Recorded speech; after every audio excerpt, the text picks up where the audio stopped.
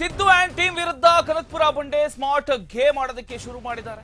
ಅಧಿಕಾರ ಹಂಚಿಕೆ ಸೈಲೆಂಟ್ ಆದ ಬಳಿಕ ಡಿಸಿಎಂ ಎಚ್ಚರಿಕೆಯ ಹೆಜ್ಜೆ ಇಡೋದಕ್ಕೆ ಮುಂದಾಗಿದ್ದಾರೆ. ಅಪೆಕ್ಸ್ ಬ್ಯಾಂಕ್ ಚುನಾವಣೆಗೆ ಬ್ರೇಕ್ ಬಿದ್ದಿದ್ದಾಯಿತು. ಇದೀಗ ಡಿಕೆಶಿ ಮತ್ತಷ್ಟು ಆಕ್ಟಿವ್ ಆಗಿಬಿಟ್ಟಿದ್ದಾರೆ. ಅಪೆಕ್ಸ್ ಬಳಿಕ ಕೆಎಂಎಫ್ ಗದ್ದುಗೆ ಮೇಲೂ ಕೂಡ ಕನಕಪುರ ಬಂಡೆ ಕಣ್ಣು ಬಿದ್ದಿದೆ. ಒಂದ್ ಕಡೆ ಅಪೆಕ್ಸ್ ಬ್ಯಾಂಕ್ ಚುನಾವಣೆ, ಇನ್ನೊಂದು ಕಡೆ ಕೆಎಂಎಫ್ ಚುನಾವಣೆ. ಕೆಎಂಎಫ್ ಅಧ್ಯಕ್ಷ ಸ್ಥಾನಕ್ಕೆ ಶಾಸಕ ನಂಜೇಗೌಡ ಕೂಡ ಆಕಾಂಕ್ಷಿ. ಸಿಎಂ ಬಣದಲ್ಲಿ ಗುರುತಿಸಿಕೊಂಡಿರತಕ್ಕಂತ ಶಾಸಕ ನಂಜೇಗೌಡ ಕೆಎಂಎಫ್ ಅಧ್ಯಕ್ಷ ಸ್ಥಾನದ ಗದ್ದುಗೆ ಪಡೆಯೋದಕ್ಕೆ ಕನಕಪುರ ಬಂಡೆಯ ವಿಭಿನ್ನ ಲೆಕ್ಕಾಚಾರ ಇದೆ. ಡಿಕೆ ಸುರೇಶ್ ಅವರನ್ನ ಕೆಎಂಎಫ್ ಗದ್ದುಗೆಗೆ ಏರಿಸೋದಕ್ಕೆ ಬಂಡೆ ಎಲ್ಲಾ ರೀತಿಯ ಪ್ಲಾನ್ ಮಾಡ್ಕೊಂಡಿದ್ದಾರೆ ಅನ್ನುವಂಥ ಒಂದು ಸುದ್ದಿ ಕೇಳಬರ್ತಾ ಇದೆ. ಮಾರ್ಚ್ 6ರಂದು ಏನೋ ಒಂದು ಚುನಾವಣೆ ನಡೆಯುತ್ತೆ. ಆ ಒಂದು ಚುನಾವಣೆಗೆ ಡಿಕೆ ಸುರೇಶ್ ಅವರನ್ನ ನಿಲ್ಲಿಸೋದಕ್ಕೆ ಪ್ಲಾನ್ ಮಾಡ್ತಾ ಇದ್ದಾರೆ. ಕೆಎಂಎಫ್ ಅಧ್ಯಕ್ಷ ಸ್ಥಾನದ ಚುನಾವಣೆ, ಅದು ಅಧ್ಯಕ್ಷ ಸ್ಥಾನದ ಚುನಾವಣೆಗೆ ಇದೀಗ ಎಲ್ಲಾ ರೀತಿಯ ಒಂದು ಸ್ಮಾರ್ಟ್ ಗೇಮ್ ಅನ್ನ ಆಡೋದಕ್ಕೆ ಡಿಕೆ ಶಿವಕುಮಾರ್ ಅವರು ಪ್ಲಾನ್ ಮಾಡ್ಕೊಂಡಿದ್ದಾರೆ. ಅಧಿಕಾರ ಹಂಚಿಕೆ ವಿಚಾರ ಸೈಲೆಂಟ್ ಆದ್ಮೇಲೆ ಡಿಸಿಎಂ ಡಿಕೆ ಶಿವಕುಮಾರ್ ಎಚ್ಚರಿಕೆಯ ಹೆಜ್ಜೆಯನ್ನ ಇಟ್ಟಿದ್ದಾರೆ. ನೋಡಿದ್ರೆ ಗಲಾಟೆ ಇಲ್ಲ, ಆದ್ರೆ ಒಳಗೊಳಗೆ ಲೆಕ್ಕಾಚಾರ ಫುಲ್ ಸ್ಪೀಡ್ ಆಗಿದೆ. ಮೊದಲ ಬ್ರೇಕ್ ಬಿದ್ದಿದ್ದು ಅಪೆಕ್ಸ್ ಬ್ಯಾಂಕ್ ಚುನಾವಣೆಗೆ ಮುಂದೂಡಲಾಯಿತು ಅನ್ನುವಂಥ ಒಂದು ಸುದ್ದಿ ಹೊರಬಂತು. ಅಪೆಕ್ಸ್ ಬ್ಯಾಂಕ್ ಚುನಾವಣೆಗೆ ತಾತ್ಕಾಲಿಕ ಬ್ರೇಕ್ ಬಿದ್ದ ಬೆನ್ನಲ್ಲೇ ಇದೀಗ ಡಿಕೆ ಶಿವಕುಮಾರ್ ಇನ್ನಷ್ಟು ಆಕ್ಟಿವ್ ಆಗಿದ್ದಾರೆ ಅನ್ನುವಂಥ ಒಂದು ಮಾತು ರಾಜಕೀಯ ವಲಯದಲ್ಲಿ ಜೋರಾಗಿದೆ. ಅಪೆಕ್ಸ್ ಬ್ಯಾಂಕ್ ಅಷ್ಟೇ ಅಲ್ಲ, ಈಗ ಅವರ ಕಣ್ಣು ಹೋಗಿರ್ತಕ್ಕಂಥದ್ದು ಕೆಎಂಎಫ್ ಅಂದ್ರೆ ಕರ್ನಾಟಕ ಹಾಲು ಮಹಾಮಂಡಳಿ ಗದ್ದುಗೆ ಮೇಲೆ. ಒಂದ್ ಕಡೆ ಅಪೆಕ್ಸ್ ಬ್ಯಾಂಕ್ ಚುನಾವಣೆ, ಇನ್ನೊಂದ್ ಕಡೆ ಕೆಎಂಎಫ್ ಚುನಾವಣೆ. ಎರಡೂ ಕೂಡ ಪವರ್ ಸೆಂಟರ್ಗಳು. ಗ್ರಾಮೀಣ ರಾಜಕಾರಣದಲ್ಲಿ ಎರಡೂ ಸಂಸ್ಥೆಗಳ ಪ್ರಭಾವ ಎಷ್ಟು ಅನ್ನೋದು ಎಲ್ರಿಗೂ ಕೂಡ ಗೊತ್ತು. ಇಲ್ಲಿಗೆ ಸಿಎಂ ಸಿದ್ದರಾಮಯ್ಯ ಬಣದಲ್ಲಿ ಗುರುತಿಸಿಕೊಂಡಿರತಕ್ಕಂಥ ಶಾಸಕ ನಂಜೇಗೌಡ ಅವರು ಆಕಾಂಕ್ಷಿಯಾಗಿದ್ದಾರೆ. ಕೆಎಂಎಫ್ ಅಧ್ಯಕ್ಷ ಸ್ಥಾನಕ್ಕೆ ನಂಜೇಗೌಡ ಕೂಡ ಒಬ್ರು ಆಕಾಂಕ್ಷಿ. ಅದರಲ್ಲೂ ಅವರು ಸಿಎಂ ಬಣದಲ್ಲಿ ಗುರುತಿಸಿಕೊಂಡಿರತಕ್ಕಂಥ ಒಬ್ಬ ನಾಯಕ. ಇದೇ ಪಾಯಿಂಟ್ ಈಗ ಕನಕಪುರ ಬಂಡೆಯ ಲೆಕ್ಕಾಚಾರಕ್ಕೆ ಒಂದು ಟ್ವಿಸ್ಟ್ ಕೊಡ್ತಾ ಇದೆ. ಒಂದ್ ಕಡೆ ಸಿಎಂ ಬಣ, ಇನ್ನೊಂದ್ ಕಡೆ ಡಿಸಿಎಂ ಬಣ. ಈ ನಡುವೆ ಕೆಎಂಎಫ್ ಗದ್ದುಗೆ ಯಾರ ಕೈಗೆ ಹೋಗುತ್ತೆ ಅನ್ನೋದೇ ಒಂದು $1 ಮಿಲಿಯನ್ ಪ್ರಶ್ನೆ. ಕನಕಪುರ ಬಂಡೆ ಇಲ್ಲಿ ಸಿಂಪಲ್ ಆಟ ಆಡ್ತಾ ಇಲ್ಲ, ಅವರು ವಿಭಿನ್ನ ಲೆಕ್ಕ ಹಾಕ್ತಾ ಇದ್ದಾರೆ ಕೂತ್ಕೊಂಡು. ಕೆಎಂಎಫ್ ಅಧ್ಯಕ್ಷ ಸ್ಥಾನದ ಗದ್ದುಗೆಗೆ ಡಿಕೆ ಸುರೇಶ್ ಅವರನ್ನ ಏರಿಸೋ ಒಂದು ಪ್ಲಾನ್ ಸೈಲೆಂಟ್ ಆಗಿ ಸಿದ್ಧ ಆಗ್ತಾ ಇದೆ. ಅಪೆಕ್ಸ್ ಬ್ಯಾಂಕ್ ಅಲ್ಲಿ ಬ್ರೇಕ್ ಬಿದ್ದರೂ ಕೂಡ ಕೆಎಂಎಫ್ ಅಲ್ಲಿ ಅವಕಾಶ ಕಳೆದುಕೊಳ್ಬಾರ್ದು ಅನ್ನೋದು ಇದೀಗ ಕನಕಪುರ ಬಂಡೆಯ ಒಂದು ಸ್ಟ್ರಾಟಜಿ ಅಂತಾನೆ ಹೇಳಬಹುದು. ಮಾರ್ಚ್ 6ರಂದು ಏನೋ ಚುನಾವಣೆ ನಡೆಯುತ್ತೆ, ಕೆಎಂಎಫ್ ಅಧ್ಯಕ್ಷ ಸ್ಥಾನದ ಒಂದು ಚುನಾವಣೆ. ಇದೀಗ ಕೇವಲ ಅದು ಚುನಾವಣೆಯಲ್ಲ, ಅದು ಒಂದು ಪವರ್ ಶೋ. ಇದು ಒಳ ರಾಜಕೀಯದ ಸೆಮಿಫೈನಲ್ ಅಂತ ಹೇಳಬಹುದು.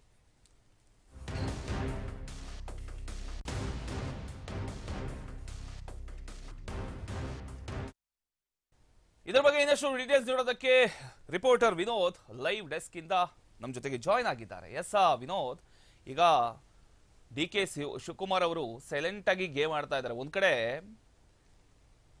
ಸಿದ್ದರಾಮಯ್ಯ ಬಣ, ನಂಜೇಗೌಡರು ಆಕಾಂಕ್ಷಿಯಾಗಿದ್ದಾರೆ. ಇನ್ನೊಂದ್ ಕಡೆ ಡಿಕೆ ಸುರೇಶ್ ಅವರನ್ನ ಸೈಲೆಂಟ್ ಆಗಿ ಈಗ ಡಿಕೆ ಶಿವಕುಮಾರ್ ಕನಕಪುರ ಬಂಡೆ ನಿಲ್ಲಿಸಬೇಕು ಅಂತ ಎಲ್ಲಾ ರೀತಿಯಲ್ಲಿ ಪ್ಲಾನ್ ಮಾಡ್ಕೊಂಡಿದ್ದಾರೆ ಅನ್ನುವಂಥ ಒಂದು ಸುದ್ದಿ ಇವತ್ತು ಬೆಳಗ್ಗೆನೆ ಹೊರಗಡೆ ಬರ್ತಾ ಇದೆ. ಇದ್ರ ಬಗ್ಗೆ ಇನ್ನಷ್ಟು ಮಾಹಿತಿ ಕೊಡೋದಾದ್ರೆ ವಿನೋದ್.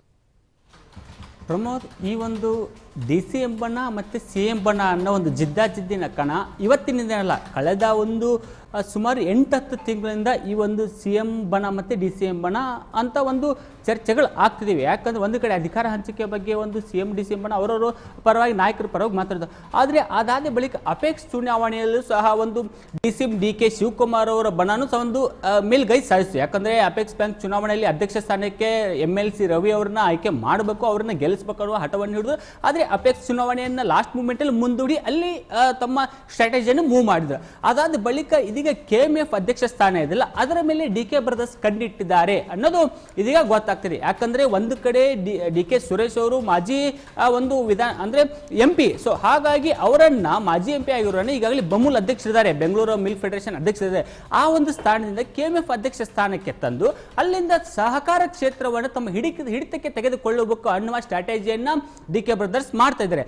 ಅದೊಂದು ಕಡೆ ಅಂದ್ರೆ ಡಿ ಕೆ ಶಿವಕುಮಾರ್ ಆಗಲಿ ಡಿ ಕೆ ಸುರೇಶ್ ಆಗಿರಲಿ ಇವರೊಬ್ರು ಯಾವ ತರ ಅಂದ್ರೆ ಸೈಲೆಂಟ್ ಆಗಿ ಸ್ಟ್ರಾಟಜಿ ಮಾಡೋರು. ಯಾಕಂದ್ರೆ CM ಸಿದ್ದರಾಮಯ್ಯದಲ್ಲಿ ಕೆಲವೊಂದಿಷ್ಟು ನಾಯಕರುಗಳಿದ್ರೆ ಅವರು ಏಕಾಕಿ ಮಾಧ್ಯಮಗಳ ಮುಂದೆ ಮಾತಾಡಿ CM ಪರ ನಾವು CM ಬೆಂಬಲಿಗರು ನಾವು ಹಂಗೆ ಮಾಡ್ತೀವಿ ಹಿಂಗೆ ಮಾಡ್ತೀವಿ ವರಿಷ್ಠರನ್ನು ಭೇಟಿ ಆಗ್ತೀವಿ ಅಂತಾರೆ. ಅದೇ ಡಿ ಕೆ ಸುರೇಶ್ ಮತ್ತೆ ಡಿ ಕೆ ಶಿವಕುಮಾರ್ ಆಗಲಿ ಯಾವುದು ಈ ತರ ಸ್ಟ್ರಾಟಜಿ ಮಾಡಿದ್ರೆ ಏಕಾಏಕಿ ಹೈಕಮಾಂಡ್ ಮಟ್ಟಕ್ಕೆ ತಂದು ಲಾಸ್ಟ್ ಮೂಮೆಂಟ್ ಅಲ್ಲಿ ಯಾವುದೇ ಒಂದು ವ್ಯವಸ್ಥೆಯನ್ನಾಗಲಿ ಯಾವುದೇ ಒಂದು ಕೆಲವೊಂದಿಷ್ಟು ಯೋಜನೆಗಳನ್ನ ರದ್ದು ಮಾಡಿಸುವಂತ ಕೆಲಸವನ್ನು ಡಿ ಕೆ ಶಿವಕುಮಾರ್ ಮಾಡ್ತಾ ಬಂದಿದ್ದಾರೆ. ಯಾಕಂದ್ರೆ ಕಳೆದ ಚುನಾವಣೆಯಲ್ಲಿ ಅಂದ್ರೆ ಅಪೆಕ್ಸ್ ಬ್ಯಾಂಕ್ ಚುನಾವಣೆಯಲ್ಲಿ ಲಾಸ್ಟ್ ಮೂಮೆಂಟ್ ಅಲ್ಲಿ ಒಂದು ಏನು ಸುರ್ಜೇವಾಲಾ ಅವರಿಗೆ ಹೇಳಿಸಿ ಒಂದು ಲಾಸ್ಟ್ ಮೂಮೆಂಟ್ ಅಲ್ಲಿ ಮುಂದೂಡಿಸಿದ್ರು. ಸೊ ಅದೇ ರೀತಿ ಇದೀಗ KMF ಅಧ್ಯಕ್ಷ ಸ್ಥಾನಕ್ಕೆ 6ನೇ ತಾರೀಕು ಚುನಾವಣೆ ನಡೆಸ್ತಾರೆ. ಆ ಒಂದು ಚುನಾವಣೆಗೆ ಡಿ ಕೆ ಸುರೇಶ್ನ ತಮ್ಮಣ್ಣನ್ನ ಅಲ್ಲಿ ಅಧ್ಯಕ್ಷ ಸ್ಥಾನ ಮಾಡಿ ಸಹಕಾರ ಇಲಾಖೆಯನ್ನು ಸಹಕಾರ ಕ್ಷೇತ್ರವನ್ನು ತಮ್ಮ ಹತೋಟಿಗೆ ತೆಗೆದುಕೊಂಡು CM ಸಿದ್ದರಾಮಯ್ಯನ ಪಕ್ಕ ಆಪ್ತ ಆಗಿರ್ತಕ್ಕಂಥ ಒಂದು KN ರಾಜಣ್ಣ ಅವರನ್ನ ಮೂಲೆ ಗುಂಪು ಮಾಡಬೇಕನ್ನುವ ನಿಟ್ಟಿನಲ್ಲಿ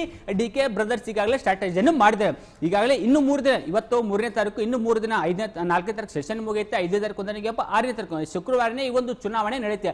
ಆ ಒಂದು ಚುನಾವಣೆಯಲ್ಲಿ ಅಂದ್ರೆ ತಮ್ಮ ಅಂದ್ರೆ ಡಿ ಕೆ ಸುರೇಶ್ ನನ್ನ ಅಭ್ಯರ್ಥಿಯಾಗಿ ಗೆಲುವನ್ನು ಸಾಧಿಸಬೇಕನ್ನೋ ನಿಟ್ಟಿನಲ್ಲಿ ಈ ಒಂದು ಸ್ಟ್ರಾಟಜಿಯನ್ನು ಮಾಡ್ತಿದ್ದಾರೆ.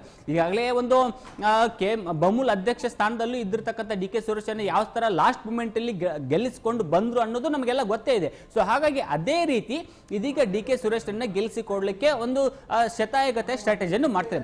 ಅದೊಂದು ಕಡೆ ಆದ್ರೆ CM ಸಿದ್ದರಾಮಯ್ಯ ಬಂದಲ್ಲಿರ್ತಕ್ಕಂಥ ನಂಜೇಗೌಡ, ಶಾಸಕ ನಂಜೇಗೌಡನ್ನ KMF ಅಧ್ಯಕ್ಷ ಸ್ಥಾನಕ್ಕೆ ಒಂದು ಕೂಡಿಸಲೇಬೇಕನ್ನುವ ಛಲವನ್ನು CM ಸಿದ್ದರಾಮಯ್ಯ ಅವರು ಮಾಡಿದ್ದಾರೆ. ಸೊ ಹಾಗಾಗಿ ಎಲ್ಲ ಒಂದ್ ಕಡೆ CM ಸಿದ್ದರಾಮಯ್ಯ ಏನಾದ್ರೂ ಒಂದು ಸ್ಟ್ರಾಟಜಿ ಮಾಡಕ್ ಹೋದಾಗ ಅಥವಾ ಅವರು ಬೆಂಬಲಿಗರಿಗೆ ಒಂದು ಉನ್ನತ ಹುದ್ದೆ ಕೊಡಕ್ಕಂತ ಹೋದಾಗ ಲಾಸ್ಟ್ ಮೂಮೆಂಟ್ ಅಲ್ಲಿ ಈ ತರ ಒಂದು ಸ್ಟ್ರಾಟಜಿ ಮಾಡಿ ಅವರುಗಳನ್ನ ಹಿನ್ನಡೆ ಮಾಡೋದಾಗಿರ್ಲಿ ಮತ್ತೆ ಅವರಿಗೆ ವರಿಷ್ಠರ ಗಮನಕ್ಕೆ ತಂದದನ್ನು ಲಾಸ್ಟ್ ಅಲ್ಲಿ ಮೂಮೆಂಟ್ ಅಲ್ಲಿ ಕ್ಯಾನ್ಸಲ್ ಮಾಡೋದಾಗ್ಲಿ ಮಾಡ್ತಾ ಈಗಾಗಲೇ ಡಿ ಕೆ ಶಿವಕುಮಾರ್ ಮಾಡ್ತಾ ಬಂದಿದ್ದಾರೆ. ಪ್ರಮೋದ್, ಇನ್ನೊಂದು ವಿಚಾರ ನಾವು ಸ್ಪಷ್ಟವಾಗಿ ಹೇಳ್ಬೇಕಂದ್ರೆ ಯಾವುದೇ ಒಂದು ಎಲೆಕ್ಷನ್ ಆಗಲಿ ಸಂಘಟನೆಗದ ಸಹಕಾರ ಇಲಾಖೆದಾಗಲಿ ಯಾವುದೇ ಒಂದು ಎಲೆಕ್ಷನ್ ಆಗೋಕ್ಕಿಂತ ಮುಂಚೆ ಡಿ ಕೆ ಶಿವಕುಮಾರ್ ಮತ್ತೆ CM ಸಿದ್ದರಾಮಯ್ಯ ಬರೋಕ್ಕಿಂತ ಮುಂಚೆ ಒಂಥರ ಎಲೆಕ್ಷನ್ ಒಂದು ಕಣ ಬೇರೆ ಇರುತ್ತೆ. ಆದ್ರೆ ಯಾವಾಗ ಡಿ ಕೆ ಶಿವಕುಮಾರ್ ಆಗಲಿ CM ಸಿದ್ದರಾಮಯ್ಯ ಆಗಲಿ ಈ ಎರಡು ಬಣದವರು ಎಂಟ್ರಿ ಆಗ್ತಾರೋ ಆ ಒಂದು ಎಲೆಕ್ಷನ್ ಎಷ್ಟು ಹೈಪ್ ತೆಗೆದುಕೊಳ್ಳುತ್ತೆ ಅಂದ್ರೆ ಉಪ ಚುನಾವಣೆನೂ ಇಷ್ಟೊಂದು ಹೈಪ್ ತಗೋತಿರಲಿಲ್ಲ ಗೊತ್ತಿಲ್ಲ, ಅಷ್ಟೊಂದು ಹೈಪ್ಗಳನ್ನ ಆ ಒಂದು ಚುನಾವಣೆಗಳು ಅಷ್ಟೊಂದು ಹೈಪ್ ಅನ್ನು ತೆಗೆದುಕೋತೆ. ಯಾಕಂದ್ರೆ ಅಪೆಕ್ಸ್ ಚುನಾವಣೆಯಲ್ಲೇ ನೋಡಿದ್ವಿ ಎಷ್ಟೊಂದು ಹೈಪ್ ತಗೋತಿ ಅಂದ್ಬಿಟ್ಟು. ಸೊ ಹಾಗಾಗಿ KMF ಚುನಾವಣೆಯನ್ನು ಅಷ್ಟೊಂದು ಹೈಪ್ ತೆಗೆದುಕೊಳ್ಳುತ್ತಾ ಜೊತೆಗೆ ಆ ಒಂದು ಸ್ಥಾನಕ್ಕೆ ಅಂದ್ರೆ ಡಿ ಕೆ ಸುರೇಶ್ ಕೂತು ಆ ಒಂದು ಸೈಲೆಂಟ್ ಆಗಿ ಸಹಕಾರ ಇಲಾಖೆಯನ್ನು ತಮ್ಮ ಹತ್ರ ತೆಗೆದುಕೊಳ್ಳುತ್ತಾರ. ಮತ್ತೆ ಯಾಕಂದ್ರೆ KMF ಅಧ್ಯಕ್ಷ ಸ್ಥಾನದಲ್ಲಿ ಕೂತು ಸಹಕಾರ ಇಲಾಖೆ ತಗೊಳ್ಳೋದಕ್ಕೆ ತುಂಬಾ ಒಂದು ಸ್ಟ್ರಾಟಜಿ ಮಾಡಕ್ಕೆ ತುಂಬಾ ಅನುಕೂಲ ಆಗುತ್ತೆ. ಆ ಒಂದು ನಿಟ್ಟಿನಲ್ಲಿ ಒಂದು ಸಹಕಾರ ಇಲಾಖೆ ಹಿಡಿದುಕೊಳ್ಳಕ್ಕೆ ಈ ಒಂದು ಕಾರ್ಡ್ ಅನ್ನ ಡಿ ಕೆ ಶಿವಕುಮಾರ್ ಪ್ಲೇ ಮಾಡಿದ್ದಾರೆ ಅನ್ನೋದು ಇದಾಗಲೇ ಗೊತ್ತಾಗ್ತಿದೆ ಪ್ರಮೋದ್.